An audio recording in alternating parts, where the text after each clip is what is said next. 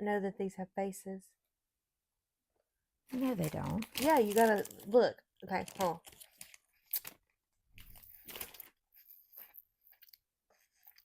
Oh my God, they do have faces Mhm. down here. See the eyes on top of it? Yeah. Mm-hmm. Never paid attention to that. I heard it somewhere on the radio years ago, and I was like, no way, they don't all have that. And then I went immediately and bought some. Yep. I love these. Mm-hmm. I've gotten on such a jag of eating these all the time that I have bought like the big size Mm-hmm. bags. Mm-hmm. Mm-hmm. I tried the berry kind. Not my favorite. I like them okay, but I like the mix. Mm-hmm. Mm-hmm. Mm-hmm. But These, some gas stations only have the berry. yeah. It's almost like they're too sweet or something. I get it. I like the more sour. You may not be aware of what I'm about to ask.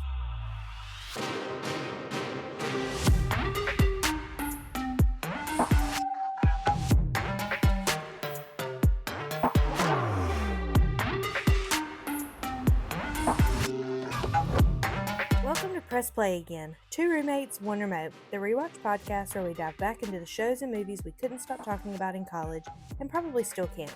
We're your hosts, Anna and Megan, two roommates with one remote, ready to laugh, debate, and maybe get a little too nostalgic as we revisit the classics and discover a few new favorites along the way.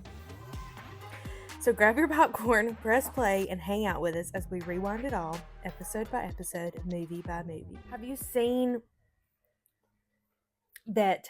Well, first of all, you know that Joshua Jackson and Katie Holmes are doing a movie together. Mm-mm. A 3-part movie.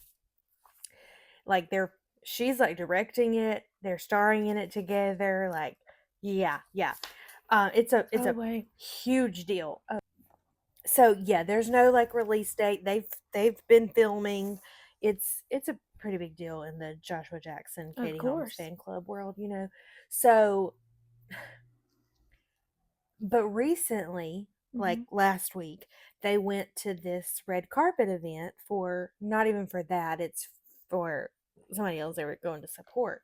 They did not arrive together. They arrived at the same time though, got out, and then took photos on the red carpet together.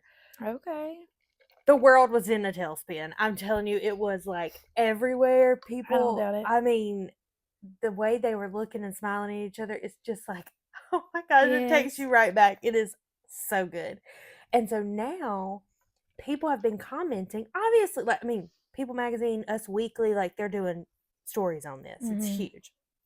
Nothing's confirmed with them dating or anything either. It's just like a big deal and just like so nostalgic. So people have been commenting like Pacey and Joey forever, like little things like that about Dawson's Creek. But then some people are and they're doing those comments, and then some people are commenting, y'all should really just go be a couple again or stuff like that. Yeah. Katie Holmes is liking all of the comments about Pacey and Joey forever. Y'all should be a couple. And it is just, everybody is freaking out. They're like, is she trolling everybody? Are they both not married? No. Okay. They are not. He has recently divorced in the last couple of years. Okay. Before they reunited for the movie. Okay. So we can just cross. I remember finding out who he's married to, and he has a daughter with his ex-wife. But I remember she's like a supermodel, his ex-wife. Anyways, I've told my aunt, I was like, I don't wish divorce on anybody, but and I was joking. And they got divorced, and I was like, is it bad that I'm excited about this? No. Because it's nothing against his ex-wife. I just, oh my gosh. They are, I'm showing you the picture. Hold on. Let me just show you. Oh, wow. Yeah. And like there's lots of them where they're looking at each other, smiling, laughing. Oh my gosh. And they're about to go to the Austin Film Festival. No, not Austin. Tribeca Film Festival to like promote their movie. Yeah. That's too funny. Look at this one that they just redid too. She posted this one. Oh, this is the one. They should be a couple. She hearted that one. Oh, yeah. Yeah. Oh my gosh, he looks so good. He does. Okay. Moving on because I can't take it anymore. I can't. It makes my stomach do flips. For what it's worth, like before you and I watched what episodes I have seen, I had seen the movie Dare to Dream that has her in it with Josh Lucas, who I adore. Josh Lucas in anything that he is Even in. the Home Depot commercial. Yes, I don't care. Yeah, I anything know. with Josh Lucas. And I just remember when we first started watching it, and it clicked that that's who had starred in that movie. I was like, oh wow! And I've been back to watch it again. That's a good movie. It is a good movie. The synopsis for episode 21. Concerned for Andie's well-being, Jack phones their father, who arrives back in Capeside, where he announces that he intends to take both Andie and Miss McPhee to Providence for treatment in a mental hospital. Both Jack and Pacey are stunned at the news, which leads Pacey and Andie to decide whether their mental wellness is more important than being together. Jack also must decide if he wants to go with Andie and their mother or stay alone in Capeside. Meanwhile, Dawson is preparing for his film class final exam by videotaping all individuals involved, as well as helping Joey's father, Mike Potter, extend the ice house for Bessie. After being shunned by everyone, Jen wonders where she'll live after her parents tell her by phone that she is not welcome to come back to New York. I don't know why that says Jen's been shunned. I know. I don't know that why. doesn't But so many synopses are not synopsises, whatever. synopses. Synopses, probably. I don't know. Just making up words over here. A lot of them don't. They're track not accurate. Or yeah, I agree. This episode aired on May 19th, 1999. It has a popularity rating of 22 out of 128 and an IMDb user rating of 35 out of 128. What was the first number though? 22. Okay. I will say that I think I like it better than the previous one overall, because the storylines still seem to tie together more, because even with what Dawson's doing, it's like the whole change, like it flows better than the two complete opposite end storylines in the last episode. I was not distracted by where the storylines were leading in this one, but this one, I mean, I knew we were going to have, going into this episode, I knew we were having to deal with what transpired with Andie in the last episode.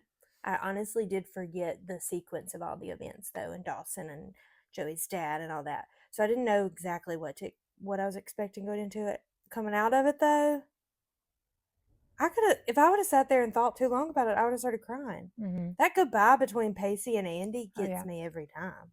That was could have been a tearjerker. Brutal. Oh my gosh. Anyways, so it left me pretty heavy. Oh, it was very. It was better than the last episode though, but it was still a heavy episode. What? How do you feel? I don't know that I like one or the other better than the other. I just I feel like I'm just in a neutral We've zone. hit a plateau in season 2. This is what I remember. Guess what? We only have one left. Yeah. And I'm ready to get to season 3 to start seeing what we did get through that I saw. How many you watched? You didn't get far. No, I don't remember how far I got, but I do remember it wasn't far into the season. I'm thinking 6 or 7. I don't know that I made it that far, but we'll see. Okay. Well, the first couple episodes we just got to make it through too, because I have a vivid memory of what I think comes in the first episode of. Yeah.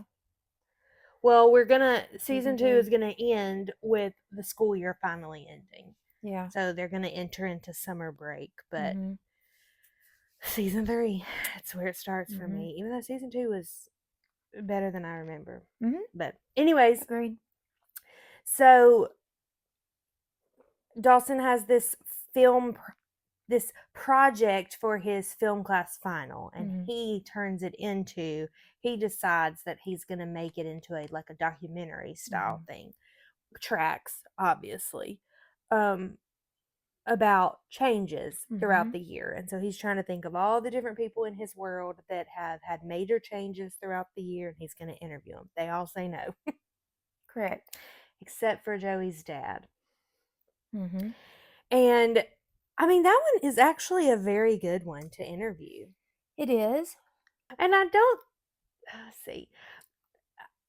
Dawson has changed so much since season 1, though. Mhm. So I say that because I had a moment in this episode where I went, wow, I have a lot of these through these episodes in season 2 of like, wow, Dawson really is a different person. Mhm. But this episode in particular, when Joey freaks out because it's like it's hitting her all at once that he's interviewing her dad about his past and Mhm. judging up all this the pain from the past. And she confronts him and says, why are you making him do this? Why? And she goes off, like, turn the camera on yourself, all these Right. things. And he is genuinely shocked that she's upset by this. Mhm. And he doesn't push it at like, well, this is what needs to be done because it's for the movie, it's for this, it's to capture this, like he's been prone to do in the Mhm. past.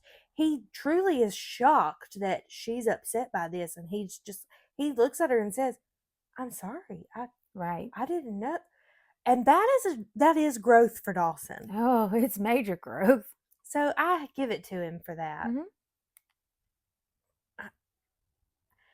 And I have not lived through what Joey has lived through, No. so I don't know how I would feel in that. It probably would be pretty painful to hear your dad saying it, but at the same Mhm. time, and everybody would be different, I think. I was going to say at the same time, or like on the flip side of that, is some people may look at it as like listening to it with a little bit of pride of like how far he has come. Right. And I think that too, it depends on like what the subject matter might be Mm-hmm. that's being discussed too. There was a But moment where she was saying to Dawson, we just moved past all of this. We just got past all this. And I remember thinking, clearly you're not past it. yeah. If it's this like triggering for you, Mhm. you haven't moved past it. You just put it in the past, Mhm. but you haven't actually dealt with it, Correct. as most of these people do. That they don't deal with things. They need to go to therapy. Yeah. Truly, Andie's the only one who's actually doing something to move forward, and that's just because it's pretty extreme and she has no choice. Correct. Bless her heart. Oh my gosh. But Dawson is going to help with some construction work because they're building a lounge for the ice house for live music. So weird. It is. It's like 3 episodes ago, y'all were starting a catering business out of the ice house. Yeah. And, they've been talking about how, finances are better and that sort of thing. And we kind of get a sneak peek as to part of what might be attributing to that. Yeah, Dawson goes back in because I think he left something and he was going back in to get it or something, and he sees Joey's dad is still trafficking pills this time. It wasn't just trafficking marijuana. No, It was other drugs. it's drug deal going on. So Dawson sees that, and he runs into Joey outside, and she asks what's wrong, and he says nothing. Yeah, he didn't tell her I mean, immediately. I probably would do the exact same thing though, honestly. Especially like in the very beginning. Like I don't know what I just saw, so it's like, no, nothing. I'm good. Nothing's wrong. I really think I would be that same way. I would not feel comfortable telling her probably in that exact moment either. Yeah. I mean, I did make a note of how happy they are in this episode. What made you so during that scene where she's like, I'm proud of you, but I'm also proud to be with you. How did you forget it? It's that fake sweat on his face. Oh, all of because, that? Yes. Okay. He has never worked I a thought hard it was manual them. labor manual labor day in his life enough to have that much sweat on his face. But I thought it was really cute when he is nailing something and he walks away and Joey looks at it and it falls off. Yeah, and her dad says something and she was That like, won't work. yeah, she says, don't tell him. I know. I thought that was sweet though of her because it's like she knows she's not with him for his handy skills. Well, this is going to sound ugly, but it crossed my mind that Dawson would be probably 10 to not, if not 20 times more attractive. If he actually was like working in construction or doing something like that, than the way that he is. Yeah, because that's your type more. I mean, me too. Like more hands-on, Well, yes, but hard work. I'm not even saying that. Just a little more of a handyman Mhm.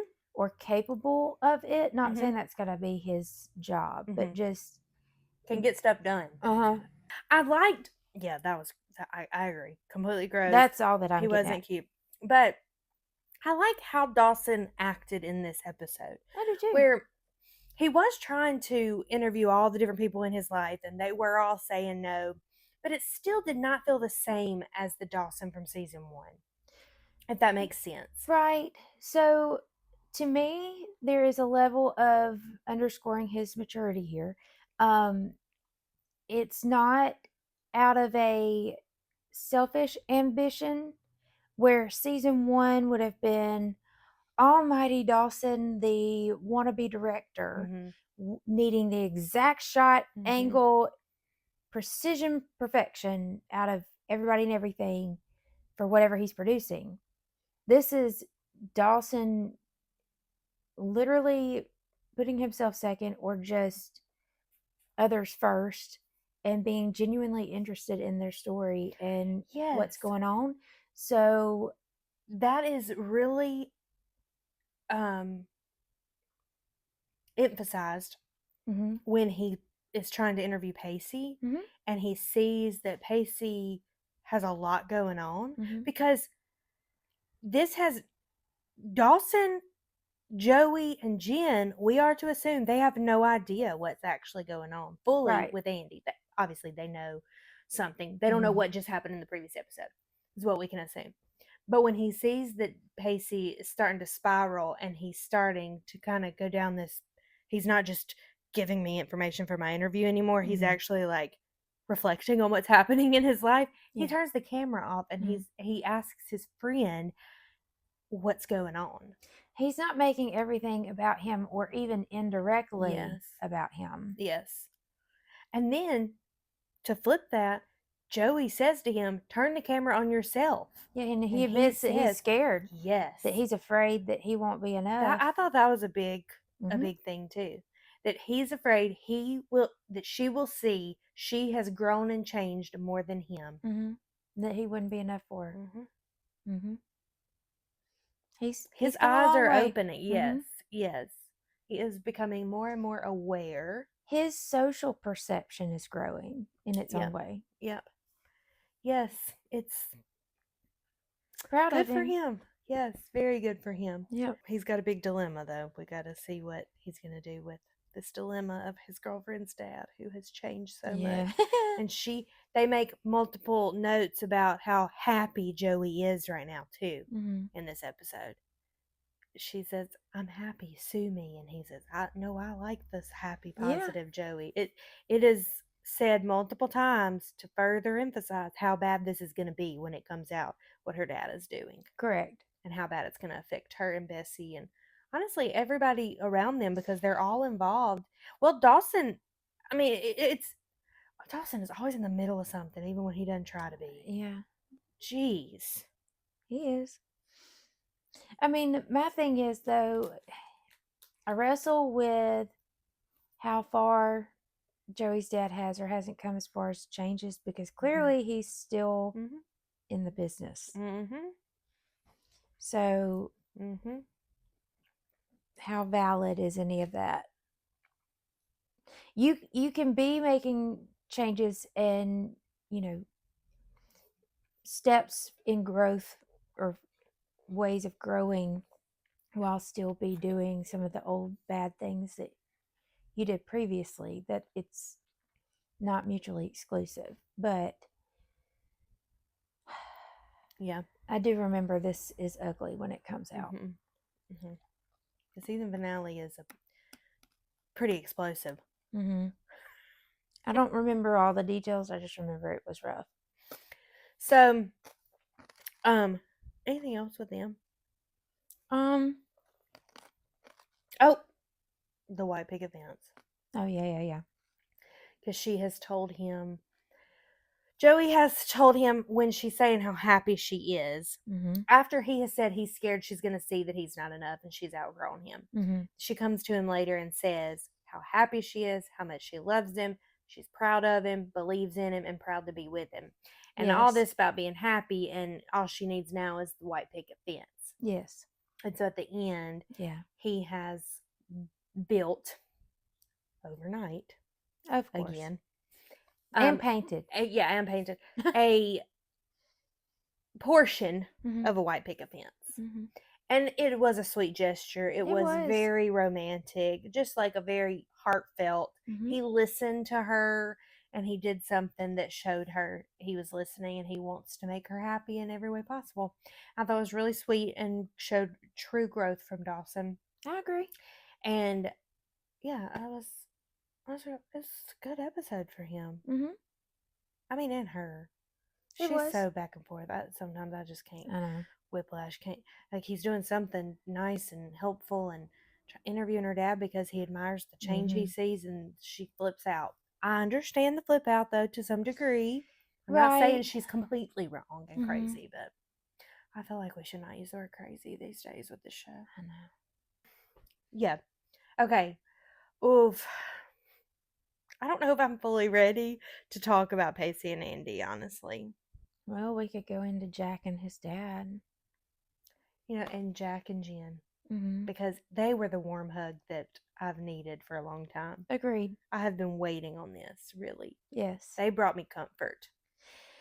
Yes, I totally agree. I know that Jack is going through his own set of issues with his dad, but him recognizing that Jen was, even leaving or like chasing her down. Yes. And going and telling her, like, you can't go or you don't need to go. Just come in. She's so distraught about feeling like she has no place in Capeside, like we talked about in there. I appreciate him offering to let her stay at their house, because I knew when Grams kicks her out, I remembered that she goes to their house at some point. Yes, same. But for whatever reason, my brain just skipped right over her staying at Dawson's. Same. I did too. But I'm glad we didn't just jump straight to Jack and Andie's, because we would have been sitting here going, how did we get here? They've barely spoken to each other. Well, that would have really interfered with the storylines that we've had. Yeah. So, but when they're talking at the Riverwalk, he's out there contemplating everything because his dad has shown back up and Andie's about to go, and she walks up to strike up a conversation with him because they are all in the same friend group. We just don't see it very often with them. And he starts confiding in her a little bit, but then she does too. And he asks her at some point, can you not go back to your parents? And so she says that she doesn't think that they would want her, whatever. And so then that leads her to later on in the episode call her mom. Correct. And her mom, we can't hear that side of the conversation, obviously, but she is trying to tell her mom that she would like to come back, and she's changed and all these things. And the fact that you even have to try to convince a parent that you want to come back home and that you've changed, it's sad. I know there's certain situations, there are circumstances where a child is out of control, and I know she was out of control at some point. But to never make them feel like they can ever come back is sad. Doesn't she say when she gets on the phone with her mom that, like, it's been a while since they've talked? Yeah. I mean, this show leads you to believe that they never communicate truthfully. So how sad, further than just what you're saying, how sad that her mom never even checks in on her. Which she doesn't really communicate with her own mother, Grams. I mean, correct, all of it. It's sad that just really is where the feeling of not being wanted stems from for Jen. And so even though Grams has made her feel welcome by kicking her out, which I know the reasons Grams had for that, but by kicking her out, it just further accentuates like how Jen is feeling. Now, why she felt like she couldn't stay at the Learys, Correct. I was I about don't to say, know. and she does attempt to go by Graham's house, but she Mm-hmm. doesn't actually knock on the door. Mm-hmm. She just kind of stands there for a second, says bye, Grams, and then off she goes. But I think she was just going there to say bye, like because she was about to go get on the bus. Yeah, that is I true. don't think she was gonna I try didn't to think come about back. that. Yes. Because when she first walked up, I thought that. I thought, oh, she's gonna. I don't Mm-hmm. remember this part. But then when she just says bye, I That's took that as right. she was That's right. going to say goodbye to her and just couldn't even do that. But Mm-mm. when he does come to the bus Yes. station, and he says, "Did you think you were gonna get away without saying bye or Mm-hmm. whatever it Mm-hmm. was?" And I liked that because now I'm not saying anything bad about the other friends in the group because No, Pacey and but Andie are dealing with stuff, and Dawson and Joey are too. They have their own lives, and they don't necessarily know because they haven't had this mm-mm. conversation that Jack has had with Jen. So they don't know that she's doing this. So I'm not saying anything bad about them. No, but it makes you wonder in a way too. And I hadn't thought about this till just now, so I'm sorry for Go interrupting. ahead. But like, did nobody know that she was leaving the Leary house? I don't think so Was because anybody even there to see her leave? Like, was Gail working and Dawson wasn't home, so she just I got her don't stuff know. and left? You know, like, Yeah, I don't understand why she I still don't that is one question that is burning. Like why well, did she leave their house? that's why I turned and looked at you and was like, wait, I'm confused. I don't know. I really don't. Because I was going, wait, they didn't throw her out at the Leary house either, No. so No. I don't know. I don't understand that. But when he walks up and he's like, "So did you talk to your parents?" I mean, he's not going there initially to get her no, to come back with him. no, He's going to say goodbye to her. correct. And sad as that is, where it just leaves me wondering, and I kept thinking it the whole time. I was like, where's everybody else? But that's what I mean. Like I'm not gonna harp on and be upset at No, them because but they do have other things, and she didn't tell them. They don't know that no, she. but the tone of her conversation with Dawson in the hallway at school when she's talking about when she cut her hair and Mhm. all that would lead me to think something's off about this. So Yeah, I don't know. I don't think we have a cohesive group yet in this well, we show. don't have very cohesive writing going on right now either. So, we have moments of them all together being the big friend group, and then we have moments where we don't see them together for a while. So, we just don't have a cohesiveness yet. It's not a full group. It's like parts of the group. But um when he when she says, "No, they don't." I It's not the right time for me to come back into my mom's life right now. Correct. And her dad is still not over the last time she was there. Correct. That's heartbreaking. Mhm. Mhm. Because her behavior when she before she moved to Capeside, her behavior at the age she was Mm-hmm. already because she was neglected basically. Yeah. So it's not like they were doing everything right, and it is just so Well, disgusting. I mean, she's not been a Angel. yeah, an example of perfection either, but No. I mean, it's like you're saying, it doesn't sound like she was really in the Mm-mm. best home life to begin with. So, Well, and Jack says to her, he has the comment of, if my mom was mentally stable enough mm-hmm. to know what was going on with me right now, she would still be happy and love me Correct. because that's what parents do. Mm-hmm. They love us for no reason at all, Correct. unconditionally. Mm-hmm. And it's like she has not experienced that. Mm-mm. And so she doesn't understand, but Excuse she me. knows that he's right. I mean, you can Mm-hmm. see it on her face. It's like that is how it's supposed to be. She just hasn't had that. Because even with Grams, for her, it feels like Grams will love her more if she Mm-hmm. will conform to Grams' religion. Well, it's almost like she feels she needs to earn Graham's Mm-hmm. love. Mm-hmm. And we do see more of an unconditional love in Grams' actions as the show goes on, I think. Mm-hmm. Not that she doesn't love her already. She does. I know she Mm-hmm. does.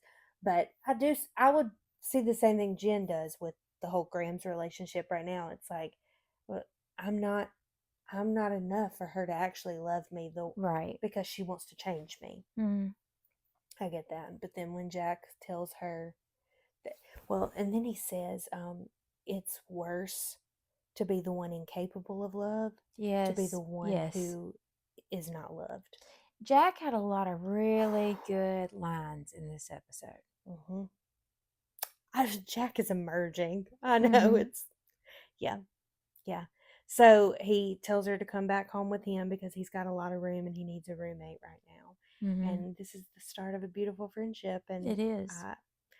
they have the montage at the end while Dawson's voiceover is happening for his film, and they're just sitting in bed eating, I think it was ice cream or something, Mm-hmm. watching a movie together. And that's where I thought, oh, this is comforting. That right there is like to know you have somebody. Mm-hmm. When Jen, and I know she, you know, she has found a friend in Dawson. She's confided in Gail. But I think Jack is really the first person Mm-hmm. that she like fully feels like she can be herself and just Yeah. like breathe and just it's like comforting to know that she has somebody with her. Well, he's not trying to get in her pants. Yes.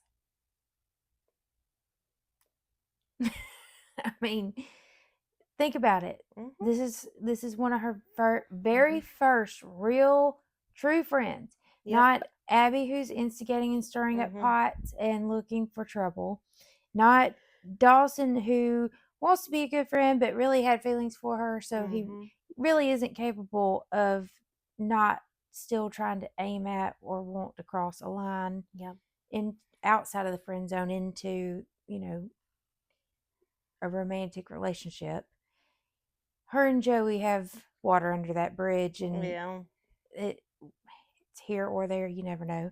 And then we don't see very much interaction with just like Jen and Andie. Yeah.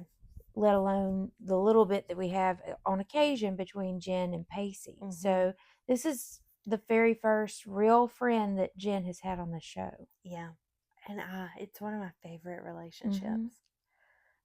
From here on out to the end, it's one of my favorites. But when I saw them sitting there eating ice cream, watching a movie, it felt very comforting. Like that's what felt like a hug. I agree.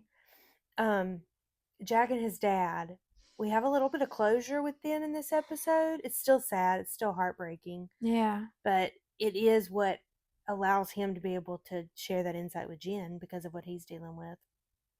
Because his dad still can't fully love him the way that he needs to be loved. Well, he just can't even accept or fully even say out loud that Jack is gay or just, oh yeah, he can't say the word. Well, he just, you have these gay ideas.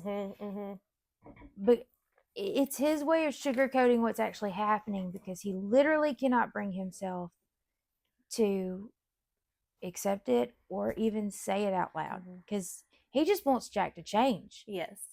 He wants him to change and change his mind. Yeah. To go back. Yes. Have you tried? That's what he says to him. Have you tried? People do it all the time. And Jack says, well, I don't think that it's sincere or whatever he says. His response to him was that, basically the same way that Tim was not. Yeah. He either, what was it, that he was born or he just woke up and he's not. It's the same way as I am. Yeah. And the dad says, what does he say? Because Jack's response was, it's something, and Jack's response was, oh, it's about choice. And he says, I didn't choose this. I chose to be happy. And it just, regardless of, because I've thought about this a lot, like, and I'm not a parent, but like, if I had a child, and I know the ways that I would want to raise a child, but if I had a child that came home one day and said to me that they were gay, well, what am I going to do? Because the dad in this episode blames himself. Mm-hmm. He says that he blames himself for this. Right. And Jack's like, no, it's not you. And the main point of it would all be, still your child. Mm-hmm. I'm still going to love him. Correct. And it just, to me, we've said this before, agreeing with something or disagreeing and showing compassion, kindness, or love in the case of a child, completely different things. Correct. And they're not mutually exclusive. No. And this dad just can't seem to understand and wrap his head around this. Now, granted, the family's kind of all over the place, okay? So kind of going through it right now. they are. They kind of got some They bigger got a lot. fish to Jack fry. is literally the least of the concerns right now, okay? They got some bigger fish to fry around here, you know. But Jack says that he's not going Mm-mm. because the dad has come back into town because Jack calls him to help with Andie. And innocently enough, as a teenager would think, he thinks he's going to help her here. He's going to come here and help, and they're not going to uproot us and move us. But the dad's intention is to take Andie and the mother to get supervised help like they need. Constant. Which means supervision. The mom has been at the house the whole time. Well, yeah. For some reason, I still thought that maybe there could have been a chance. But I immediately looked at you and was like, constant supervision. So where is the mother? Mm-hmm. Like, she doesn't make a peep. She doesn't make an appearance. She doesn't have her in her. Yeah, or she's locked herself. We don't know. Oh my gosh. Sorry. But she could have. I mean, think Andie locked in her bathroom. Well, I mean, maybe she's just in there watching TV in her bed all day. Because that's... I like that. I don't get any ideas. I do that at work. It's fine. No. So, he's going to take them back to Providence. Mm-hmm. Excuse me while I eat my trolley crawler. Mm-hmm. And Jack is adamant about this not happening. And at first, Andie is very upset by this too. And she runs to school to tell Pacey that her dad has taken her to Providence and they're leaving tomorrow morning. Pacey is not having it. He is so upset. Mm-hmm. Bless his precious little soul. Mm-hmm. Because he does have this hero complex that he can handle this and he can help and he can make this better. And they can do it all in Capeside. She already has a therapist in Capeside. And it's just this kind of naive way of thinking. It's like, I mean, now granted, taking her to Providence to get help, the dad's still probably not going to be very involved. So what's the difference? But Pacey, when he goes to the house and confronts the dad about it, and he says her support system is here. Yeah. And he's trying to be as respectful as possible. I'll give him that. He and is. the dad is like, but I'm her father. Right. He calls Pacey selfish for wanting her. Sorry. And Pacey says, maybe, yeah, I am. But you know what? I do think that even with constant supervision, her support system is in Capeside. It is. You're taking her to Providence where she literally has you who's not even involved in her life. Right. And there's something to be said for if you're kind of in a mental situation of any kind, be it even dementia or Alzheimer's or anything else for that matter, having some stability where that person is comfortable or feels like, you know, they're in a familiar place or with familiar people, that goes a long way. Yep. Because you can really exacerbate a situation if you put somebody like that in a new place with foreign people, or just new people. Yeah. It can make it worse if you're not careful. Yep. Well, finally, after Jack even says to the dad, you know, the dad says, I've given her everything possible to, and Jack says, no, you haven't given her a choice. Finally, after all of this, the dad listens to that and he does give Andie a choice. But surprisingly, Andie is not quite sure she's going to make the choice they all assume she will. I know. And it is even sad. That whole conversation with her and Jack is really sad too, because she says, most days I feel fine, but then some days I don't. And she's aware of that, and she knows that it's not good for her, and that it is getting worse the longer it goes untaken care of. Well, that's what I kind of like, going back to what I said in the last episode, where she's kind of caught somewhere in between this mental meltdown state and reality. She's somewhere in between the two and aware of it, at least at times. And at this moment where she's having the mature choice, where she's making this mature choice of, I'm gonna go and get help, because she doesn't want the burden to fall on Jack and Pacey, and if she stayed, it would, because they would be the ones taking care of her.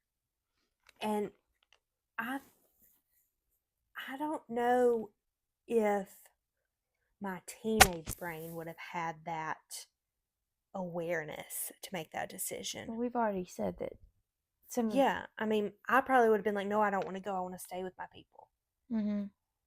But her saying, I want to be healthy and I want to get better, let's just block out that it may not be realistic. I loved it. I thought she was. No, yeah, it's, but there is something to be said for, and it doesn't have to be just like a mental meltdown situation. It can be any kind of a situation. When you finally reach the end of your rope and you know you can't go any further, or you can't take it anymore, it's time to get help, or it's time to figure out how to fix it. And I'm just proud of her for this whole storyline is why she was nominated for awards for this show, and rightfully so. Because Pacey wants to have a great night. He said, we'll worry about tomorrow, and he wants to take her on a date, and they end up at the Riverwalk where they have their first dance and kiss together. She says that she was weak in the knees and his heart was thumping out of his chest that night. Yes. Oh man. And they just start dancing together, and they have the fun little banter back and forth where he's like, how far we've come. He said, I hated you. And she says, I hated you more. And it was just really cute. And he says, that's really not possible for you to hate me more. And he gives her the credit of, you changed me. You made me better. And doesn't he say something like, my life started with you, or something like that? Is that not during the goodbye? I didn't think it was, but I don't know. But when she starts crying because she loves him and she's so happy, but she's so sad. It's like, yes, because both of those things can be true at the same time. And she knows what's best for her, but she still doesn't want to let him go, and I wouldn't either. I get it. Oh my gosh, it's just, I mean, the fact that she's even admitting to him out loud that she's not getting better, and that she's leaving, that's just, I don't even know. She wants to be better. She wants to get better and feel better. It's not even just getting better for someone else. She wants to feel better. Because I can't imagine like how she's feeling herself. I just, and her saying, it's not even that she's sad she's leaving. It's she's sad because she's scared and she doesn't know. She doesn't, I mean, you can't be 100% guaranteed that even her medication or the help she's going to get is going to change anything. Right. Or that things are going to get fully better. Like, it's not guaranteed.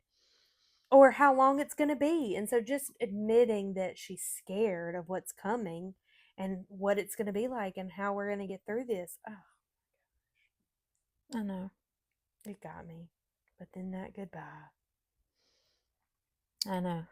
When he comes running around that corner. Because she says at the Riverwalk, no goodbyes. Correct. So she was anticipating he wasn't coming to her house, is the way I took that. Because when he comes running up, she says, we said no goodbyes. And he says, this is not goodbye. No. And he just wanted to look at her and tell her thank you. I know. This whole episode was, like we said, overall very heavy. But I mean, that was a borderline tearjerker. Yes. He is thanking her for believing in him, changing him, inspiring him. I mean, I may be changing words up, but just giving her the credit of, yes, he put the work in, he did it, but she is the one who made him believe he could. Right. He would not be the Pacey he is right now if it had not been for Andie. Yep. And he's saying that to her. And she, oh my gosh, when she's crying and she just kiss me and he does, and like when they're hugging, you can tell, like, I just put myself, I imagined it was me, not because I want to be hugged by Joshua Jackson. I mean, that's part of it. But I can imagine anybody that you are in love with and you know you're having to say goodbye for an indefinite amount of time, whatever it is. And just like when you're saying, having that hug goodbye, like just not wanting to let go because you don't know the next time that you're going to have that. I put myself in her shoes and I just was like, oh my gosh, that's sad. It's so, he's being strong for her, but she's also trying to be strong. But oh my gosh, it is just, it's immensely heavy. And Jack is over in the corner watching it because he's the one that told the dad, like, these two, Pacey can help. I've never seen anybody more compatible than these two. And then he's watching the goodbye. Oh my gosh, it's heartbreaking. Heartbreaking. And he says that he'll be there. Right. He's not going anywhere. And when they kiss, she says, my knees are shaking. Yeah. And he says, you're my heart. It was so sweet. I know, it was precious. When she gets in the car, Pacey doesn't know what to do with his hands. Yes. Oh my gosh. And I could feel just as uncomfortable as he was watching him be uncomfortable in that moment. Because even when he did put his hand up to wave, it was very awkward. It was like, yeah. Oh my gosh. And Jack just walks over and stands by him. It really was so sad. It was. So sad. And then we see, they drive off. And then the last thing of Pacey is he's gone back to the Riverwalk where their spot is, essentially. And he's just staring at the water. I know. Oops, sorry. It's okay. Do you need it? Okay, because I didn't want to bend down. No. Oh, man, this one. Well, I'll say that I'm giving this one a 6. Because I did like it better than the last one. Yeah. I didn't get as distracted by the camera work in this one as the last episode. I feel that. And the storylines were better together. But, oof. I'm giving this one a 5 just because that's the word plateau earlier really got it. Yeah, it really sums up where we're at right now. Yeah. I went back and forth on my MVP, but I'm giving it to Jack. Oh, I was definitely going there. Yes. For going after Jen. Yes, the whole bus station thing was really his finest moment. I mean, this is a different Jack than what we've seen with Joey. Agreed. I mean, I appreciate him trying to advocate for Andie and standing up and saying to his dad, I'm not going, I'm staying. Right. And even for himself, trying to stand up to his dad. I mean,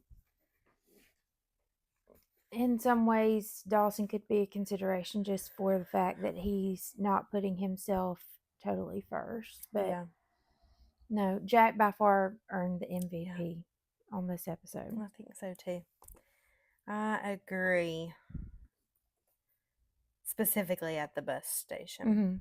Okay, are you ready? Yes. Whole new set.